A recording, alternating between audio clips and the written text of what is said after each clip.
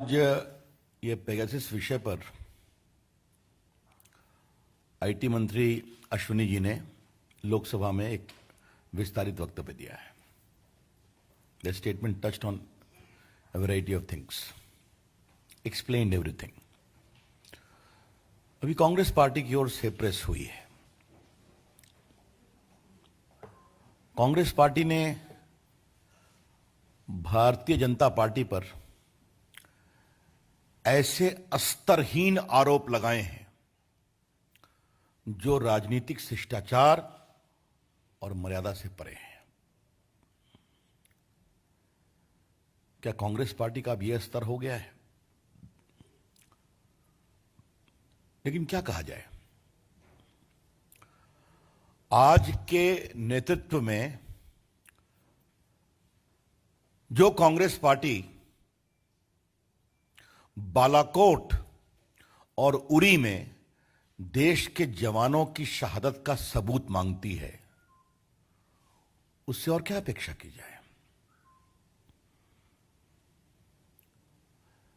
जो कांग्रेस पार्टी आज तक गलवान को लेकर देश में आशंका का माहौल बनाती है, जबकि पूरी दुनिया ने इस बात को स्वीकार किया कि भारतीय सेनाओं ने नरेंद्र मोदी की अगुवाई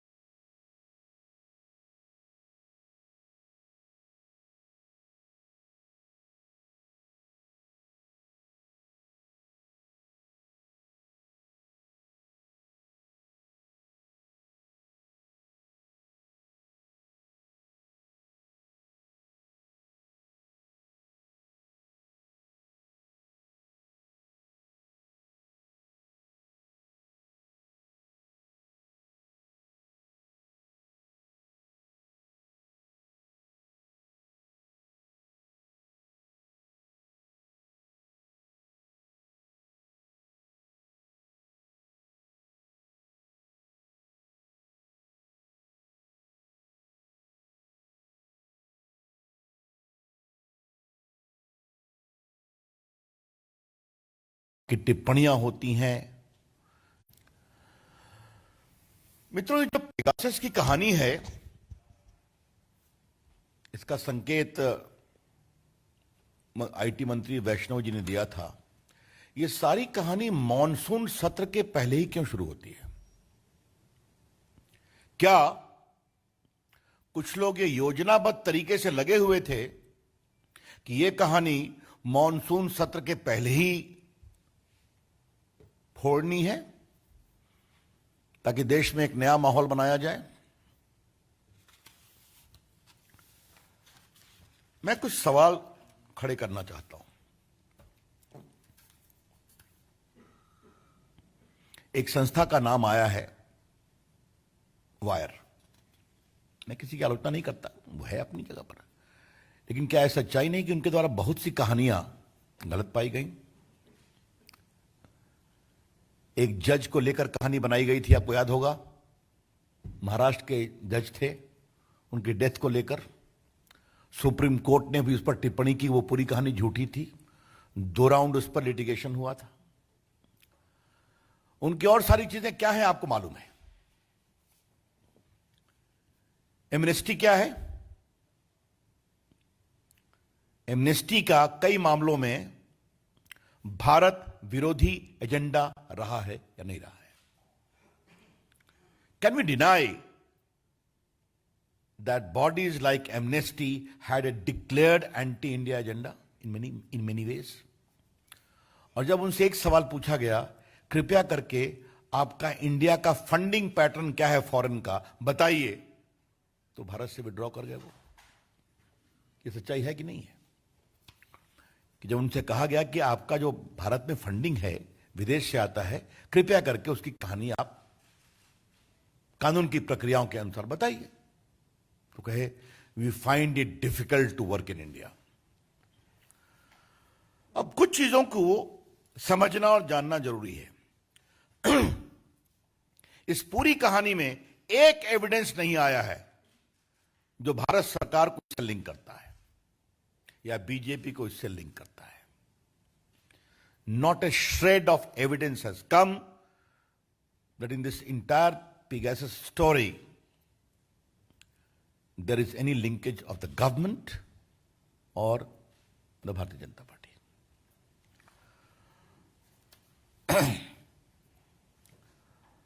यह सवाल इसलिए जरूरी है कि दुनिया डिजिटल दुनिया है, तो दुनिया में बहुत सारे डेटाबेस हैं, लाखों में है, हजारों में है। तो जब तक आप उस डाटा का कोई एविडेंस नहीं देंगे भारत से लिंक करते हुए, तो आप निष्कर्ष कैसे निकालेंगे, ये आरोप कैसे लगाएंगे आप? और उसमें आपको बता दें कि जिन लोगों ने स्टोरी को ब्रेक किया उन्होंने स्वयं कहा है कि ये फोन नंबर का डाटा बेस में होना इस बात का संकेत नहीं है कि इसे हैक किया गया या इसके साथ कोई इंफेक्शन विथ पेगासस किया गया। I repeat, those who have broken the story themselves did not claim that the presence of a particular number in the database does not confirm that infected with Pegasus. तो ये हो क्या रहा है? इन बातों को आज देश के सामने लाना बहुत जरूरी है। और फिर मैं कह रहा हूं, ये सारी कहानी मॉनसून सत्र के एक दिन पहले क्यों खोली गई? इसके पीछे का एजेंडा क्या है? इसमें अंतर्राष्ट्रीय संगठन, हां, और एक बात और है, वो एनएसओ जो पेगासस के मैन्युफैक्चरर हैं, उन्होंने साफ कहा है कि हमारे अधिकांश क्लाइंट वेस्टर्न कंट्रीज हैं। तो भारत को इसके माध्यम से टारगेट क्यों किया जा रहा है? इसके पीछे की कहानी क्या है? इस कहानी में ट्विस्ट क्या है? कुछ लोगों को लाया गया, उनके नाम फेंके गए। अब मुझे अनिल बलूनी जी बता रहे थे कि कांग्रेस पार्टी के पूर्व अध्यक्ष का भी नाम है। क्षमा करिएगा, मैं व्यंग्य में बोल रहा हूं, उनकी तो सारी टिप्पणी रोज ही ट्वीट पे रहती है, वो देश में खुद ही ज्ञान देते रहते हैं, तो उसके लिए कोई अधिक जानने की जरूरत है क्या? अब एक बात हम आपसे और कहना चाहेंगे कि ये जो पूरे ये संस्थाएं, अंतर्राष्ट्रीय संस्थाएं, और भारत में उसको एक प्रकार से फोड़ने की कोशिश और ऐसे मर्यादा विहीन शब्दों की चर्चा, तो क्या भारत की राजनीति में कुछ लोग सुपारी एजेंट हैं क्या? मैं इस शब्द का प्रयोग कुछ जिम्मेदारी से कर रहा हूं। कुछ दल, कुछ नेता, क्या ऐसी अंतर्राष्ट्रीय कॉन्स्पिरेसी होती है तो उसके सुपारी एजेंट बन जाते हैं? और ये कोई नई बात तो नहीं है, याद करिए आप, कभी भारत की विविधता पर चोट हो रहा है, कभी भारत की मीडिया फ्रीडम पर चोट हो रहा है, कभी भारत में मल्टी कल्चरलिज्म पर अटैक हो रहा है। ये चलता रहता है ना, अब देखते हैं। और इन सबों का कारण एकमात्र यही है, एकमात्र, कि हमारे प्रधानमंत्री नरेंद्र मोदी जी की अगुवाई में जो भारत ने दुनिया में अपनी एक साख बनाई है, उससे लोग परेशान हैं।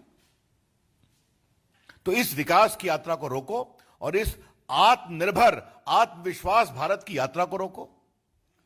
Try to block the story of India's development which is आत्मनिर्भर and which is full of confidence। यह है समस्या। अब यह बताइए कि क्या यह भारत के खिलाफ कुछ रिवेंज है क्या?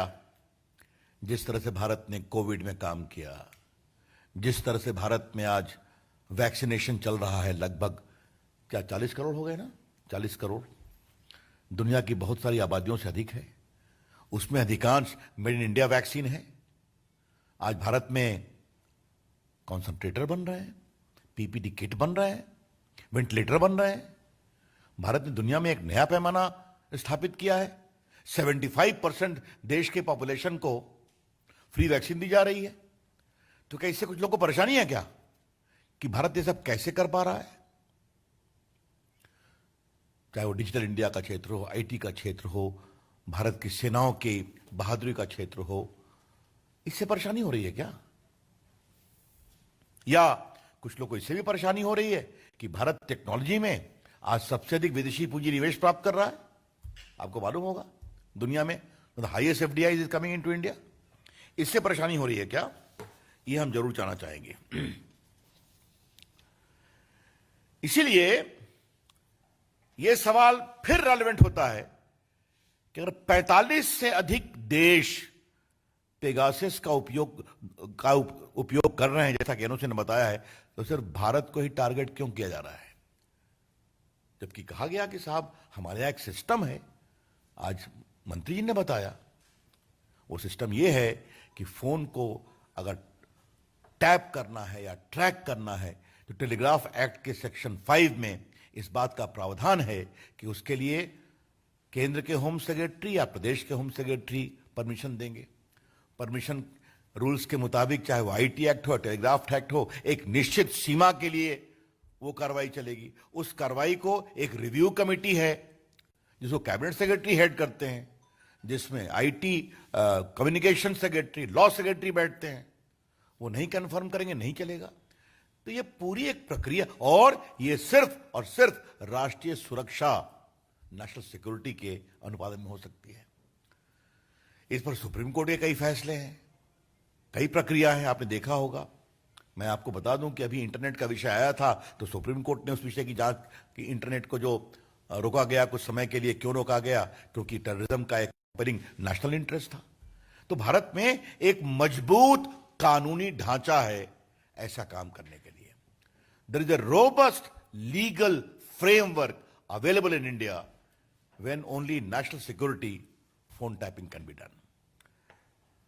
और सबसे बड़ी बात है कि जो लोग अपना नाम बता रहे हैं या कुछ लोग कह रहे हैं, वो भी इसको विश्वास से सबूत नहीं दे पा रहे, क्योंकि जहां से कहानी आई है उन्होंने खुद कहा है हमारे पास कोई एविडेंस नहीं है इसको लिंक करने का, सिर्फ नाम है डाटाबेस में। तो डाटाबेस तो 50,000 का है।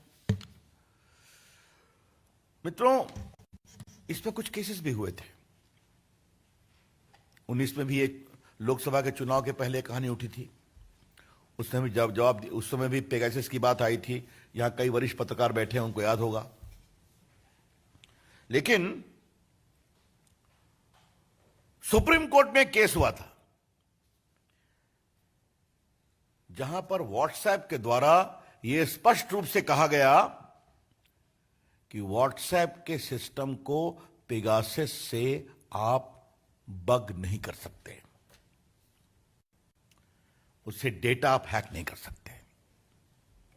WhatsApp very specifically contended before the Supreme Court that its data cannot be hacked by the Pegasus of the Israeli system, company system.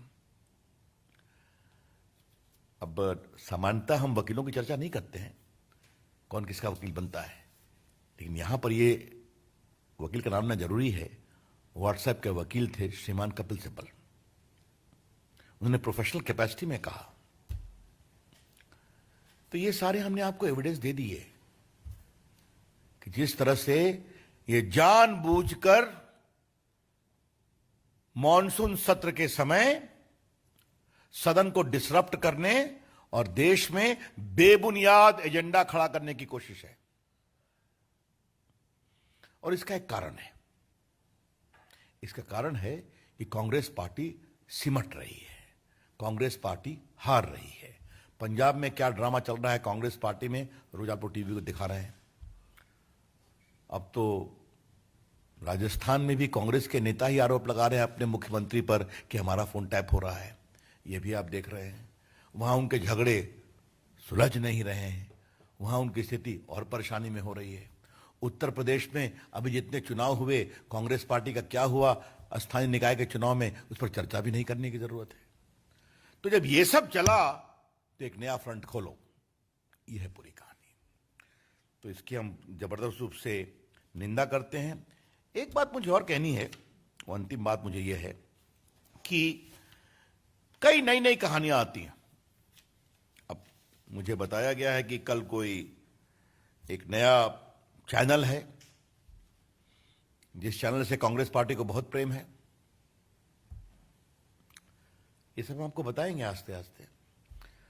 हमको ये भी मालूम हुआ है कि उनके यहां करोड़ों का फंड विदेश से आता है, जिसमें कुछ चाइना के भी फंड हैं, और उनके द्वारा बहुत चीजें कैंपेन की जाती हैं। तो क्या ये सबको एक संदेहास्पद परिस्थिति है क्या? तो पिक्चर भी बाकी है दोस्त। हाँ, ये कहानी चलने दीजिए, जितनी कहानी आएगी हम बताएंगे। मित्रों, I think I have already explain everything. Open two questions. Yatindra TV 18। Sir, आप पर और आपकी प्रेस कॉन्फ्रेंस पर कांग्रेस नेता रणदीप सुरजेवाला ने कमेंट किया, टारगेट किया है कि खिसियानी विल बी खंबा लौट रही है और आपको मंत्रिमंडल से हटा दिया है। तो आप इस तरह से अपनी जेब मिटा रहे हैं और इस तरह के आरोप लगा रहे हैं, और कहीं आपका ही फोन ना निकला है कि सुरजेवाला ने डायरेक्ट आपके ऊपर टारगेट किया। देखिए, ये मैं फिर कहूंगा, यहां मैं भाजपा के कार्यकर्ता के रूप में बात कर रहा हूं। अगर मेरे द्वारा दिए गए दलील और तर्क पर उनका यही उत्तर है तो मैं कहूंगा भगवान भला करे। Ravikant, news nation. Sir, Congress party इस मामले को संसद में उठा रही है। आपने कहा कि कोई ठोस सबूत नहीं है इस पूरे मामले में, बावजूद इसके जेपीसी की मांग की जा रही है कि इस पूरे मामले की जेपीसी से जांच होनी चाहिए। फिर मैं कह रहा हूं, बहस से क्यों भाग रहे हैं वो? आज तो सुबह से उन्होंने हाउस को डिस्टर्ब किया ना। बहस करें, दूध का दूध पानी का पानी हो जाएगा। सरकार भी बोलती है, हम लोग भी बोलते हैं वहां पर। बहस से क्यों भाग रहे हैं? तो हर चीज में जेपीसी, पहले कुछ आधार बताएंगे आप। हमें भी कांग्रेस पार्टी से संसद में बहुत सवाल पूछने हैं। हाँ, आमोद राय, टीवी 9। सर, सुरजेवाला ने कहा है कि इसमें गृह मंत्री और गृह मंत्रालय का सीधा सीधा वास्ता बनता है, इसलिए उनको बने रहने का हक नहीं है, उनको इस्तीफा ले लेना चाहिए। प्रधानमंत्री की भी अब इस तरह की ये बिल्कुल बेबुनियाद तर्क है, हताशा भरा तर्क है। अभी तक वो कोई तर्कयुक्त दलील नहीं दे पाए। मैं आपसे एक सवाल पूछूं राय जी, जिस शब्दों का प्रयोग उन्होंने मेरी पार्टी के लिए किया है, ये क्या है? मैं इसको दोहराऊंगा नहीं। और हमारे पास भी कांग्रेस पार्टी को बताने के लिए बहुत सारे शब्द हैं, लेकिन हम अपनी राजनीतिक मर्यादा का दुरुपयोग नहीं करेंगे, हम को तोड़ेंगे नहीं। Devendra Parashar, India TV. Sir, क्योंकि आप खुद आईटी मिनिस्टर भी हैं और बहुत स्पष्टवादी तरीके से सब कुछ कह रहे हैं, तो उसी अंदाज में जवाब ये जानना चाहेंगे, क्या आपकी पार्टी की सरकार पेगासस का इस्तेमाल करती है या नहीं? देखिए, मैं आपसे बिल्कुल कहता हूं, स्पष्ट रूप से कह रहा हूं, आज सदन में स्वयं मंत्री जी ने कह दिया है, इफेक्टिवली कहा है। नहीं, इस यूज के बारे में कहा है। नहीं नहीं नहीं, हमने ये कभी नहीं कहा कि हम करते हैं इसको, बिल्कुल नहीं। ये क्या मतलब है इसका? जब हमारा पूरा एक सिस्टम है, इस फोन के टैपिंग का लीगल फ्रेमवर्क है, तो हम उसका कोई उल्लंघन नहीं करते, इसका कोई मतलब नहीं है। हाँ। निशांत। सर, कांग्रेस पार्टी ने जब हमने ये पूछा कि सदन में जब सरकार चर्चा चाहती है, तो कांग्रेस पार्टी ने ये कहा है कि अगर इस तरह की बात उठी है तो जांच हो जाए, अगर जासूसी का मामला है तो भी जांच हो जाए, और अगर किसी बाहर के देश के द्वारा जासूसी की गई है तो ये नेशनल सिक्योरिटी का इशू है, इसीलिए ऐसा है, मैं फिर कह रहा हूं, आपके आरोप में कोई वजन तो होना चाहिए। पहले बहस में तो आइए, बहस में आपकी हम तर्कों तो सुने कि आपके पास क्या प्रमाण है। सरकार ने जवाब दिया ही है ना। हाँ? नीरज पांडे। सरकार ने स्पष्ट कहा है कि हमारा जो फोन को के बारे में जो हम सुपरवाइज करते हैं, उसका एक लीगल फ्रेमवर्क है, उसका हम पालन करते हैं। जब तक आप कुछ ऐसा नहीं बताएंगे कि इसका विरोध करके किया, और सबसे बड़ी बात है, जिस कंपनी का पेगासिस है उसने इसको डिनाई किया है। इसका ये उत्तर आपके लिए भी पर्याप्त है कि उस कंपनी ने डिफेमेशन की भी धमकी दी है कुछ लोगों के खिलाफ, ये भी देखा होगा आपने। हाँ,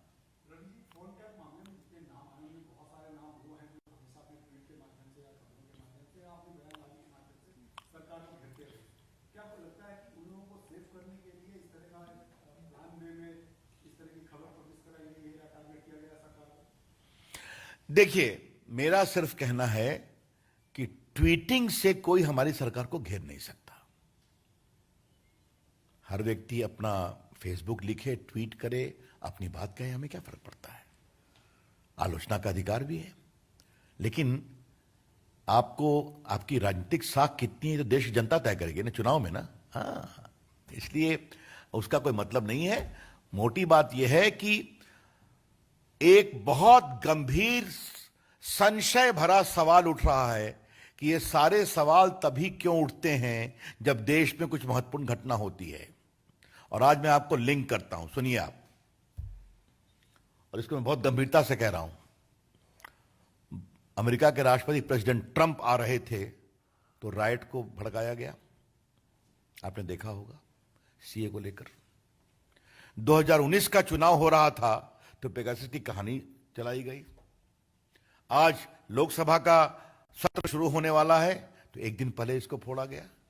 और जब कांग्रेस पार्टी की हालत बहुत खराब है, क्या पंजाब, क्या राजस्थान, क्या यूपी के निकायों के चुनाव का रिजल्ट, तब फिर ये छोड़ा गया, निकाला गया। तो इसके पहले इसके कारण कुछ ना कुछ, और उसमें कई पत्रकारों का जो नाम की चर्चा होती है, उनके पूर्व के संबंध किससे क्या हैं, ये भी मालूम है। Himanshu, Republic TV. सर, दो सवाल है। छोटा सवाल ये है, रणदीप सुरजेवाला ने ये भी आरोप लगाया कि एनएसओ को लेकर आपने बोला था कि नोटिस जारी करेंगे, लेकिन आज जो मंत्री जी ने बोला, उन्होंने कहा कि इस तरीके का नोटिस जारी नहीं करेंगे। तो वो कह रहे हैं कि झूठ कौन बोल रहा, आप बोल रहे हैं या बोल रहे हैं? अब ये सब मैं यहां सुरजेवाला का उत्तर देने के लिए नहीं बैठा हूं। बात सर कि इतनी बड़ी चीज हुई है, आपने बोला है कि पार्टी सुरजेवाला हर बात सही बोलते हैं, क्या बोलते हैं, क्या मतलब है इसका? चलिए। हाँ, आपने बोला कि बीजेपी के ऊपर इतना आरोप लगा, तमाम सरकार के ऊपर आरोप लगा, तो क्या आपकी तरफ से, सरकार की तरफ से या बीजेपी की तरफ से कोई एफआईआर दर्ज की जाएगी, कोई कानूनी कार्रवाई की जाएगी इस तरीके की? अब ये देखना पड़ेगा, ये आगे देखना पड़ेगा। लेकिन ये तो अजीब स्थिति है ना कि जो कंपनी है वो इसको डिनाई कर रही है। उस कंपनी का कहना है कि मेरे अधिकांश प्रोडक्ट जो हैं वो वेस्टर्न कंट्रीज में यूज होते हैं, टारगेट भारत को किया जा रहा है। ये कई संदेहास्पद परिस्थितियों की कड़ी में जोड़ रहा हूं। और कोई रविंद्र सिंह, जी न्यूज। सर, 2-3 दिन ये रिपोर्ट कल आई है, पब्लिश हुई चार्टर जो आ रहा है, लेकिन 3 दिन पहले राहुल गांधी ने एक ट्वीट किया था कि आप अपने मोबाइल में क्या देखते हैं, क्या पढ़ते हैं।